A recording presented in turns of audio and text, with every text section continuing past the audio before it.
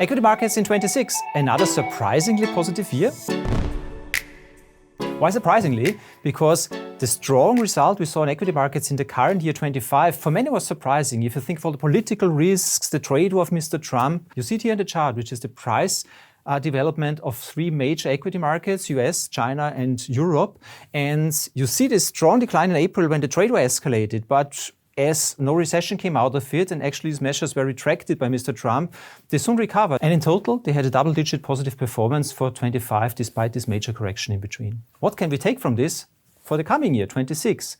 Well, first of all, we will of course see corrections and setbacks in between. That's the nature of the equity market. But a good example from 25, as long as the economy in total grows, as long as there is no recession taking place, then usually equity markets can deal with such shocks, with such risks in a quite constructive way. So it's really important to get a good outlook on the economic growth for the coming year. You see it here in the chart. For the year 25, growth was actually pretty robust. In the US, close to 2%. In the euro area, a good 1%, which is more or less the long-term average. It looks small, but that's a decent number for European GDP growth. And for 26, the outlook is similar. No boom years in Europe, but another year of roughly average growth, and in the US, even above. What is driving this outlook? In the US, of course, further investments into artificial intelligence, but also a fiscal stimulus already enacted in summer 25, but then really taking off in 26. In Europe, major spending for defense. In Germany, a major infrastructure package, which will also be more and more enacted in real spending in 26. And don't forget the result of low energy prices and of lower interest rates. In the euro area, we already saw interest rate cuts in 25. They're still having positive influence in the coming year 26. And in the US, interest rate cuts will even be continuing in the course of 26. Couple this with relatively low inflation rates, which means that also households' income will be doing okay.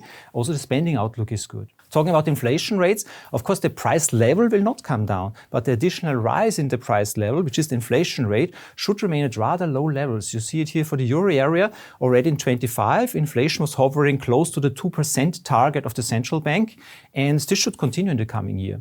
In the US, we are slightly above this figure, but also here inflation should come down a little bit next year, allowing interest rates there to fall further. And in the euro area, as I said, interest rates to go sideways. So if we sum this up, it looks like a continuation of the pretty positive environment that we had already in 25. Ongoing economic growth in all the major economies worldwide. And don't take this lightly. For a bear market on equity markets, a whole year with a negative equity market performance, you usually need a recession in at least one of the major economies. At the current point, this does not look at all like this. So you need a major shock, unexpectedly, something happening dramatically to cut growth short and cause a recession. With the current outlook, decent growth, inflation remaining low, allowing central banks to be either neutral like the ECB or even cutting further, this usually is a positive environment also for capital markets. But haven't equity markets already risen too much, you might say? What about valuations? In the chart you see for the major equity markets, a dot, which is the current valuation level. Valuation is simply price-earnings ratio. So current valuation levels compared to the bar shows the historical range of valuations from very expensive to very cheap. And as you see, the US is the only one actually here sticking out, which is already pretty expensive also by US historical terms. Why? We did a whole video on this, the last one, please look it up, whether these high US valuations in the equity market, driven by high valuations for AI companies, is justified or not. We will not repeat it here, but suffice to say, for all the other regions, we don't have this major impact of artificial intelligence companies. We don't have them in Europe. The current valuation, the dot here in the chart, is more or less in the middle of the historical range. So all these other markets are not expensive at all. To sum it up, all the major economies are expected to grow next year. Company earnings are expected to grow even better. Interest rates are remaining low in the euro area or even coming down in the US. This all makes for a pretty decent environment for capital markets also for the coming year. Are there any risks we overlooked? Please let us know in the comments and we will try to do a video then next time in the coming year. Until then, I wish you a happy new year, all the best and a good capital markets year 26. See you.